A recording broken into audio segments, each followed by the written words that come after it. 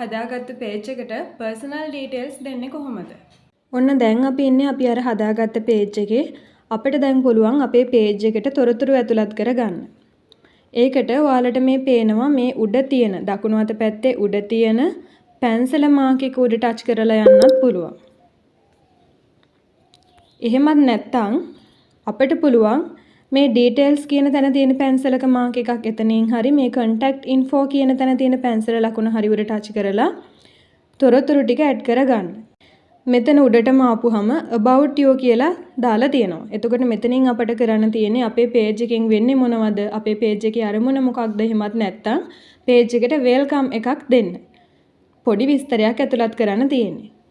අපිට ඒක මෙතනින් මේ විදිහට ඇතුළත් කරගත්තට පස්සේ මෙතනින් save දෙන්න පුළුවන්. ඊගාවට අපිට තියෙනවා pinned details. ඒ කියන්නේ අපේ page එකේ මුලින්ම පෙන්වන්න ඕනේ විශේෂයෙන් අපි අර pin කරපුවාම වෙන්නේ ඒකනේ.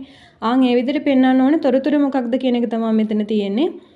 අපේ page එකේ category එක පෙන්වන්නත් පුළුවන්. එහෙම නැත්නම් අපේ page එකට කවුරු හරි rating එකක් දාලා තියෙනවා නම් ඒ කියන්නේ අපේ page එක හොඳයිද කොයිතරම් ප්‍රමාණයක් හොඳයිද වගේ කියන ආන්ගේ rating ඕනේ නම් මෙතන ටික එකක් දෙන්නත් පුළුවන්.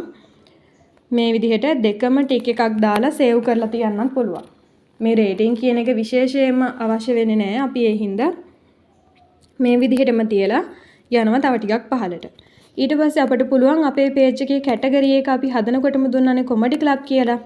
මේකේ අපිට වෙනසක් මොනවා හරි කරන්න ඕන නම් තව category දෙකක් add කරගන්න ඕන නම් අපිට පුළුවන් මෙතනදී වෙනත් category එකක් දෙන්න. අපි දැන් දෙමු මෙතන comedian කියලා.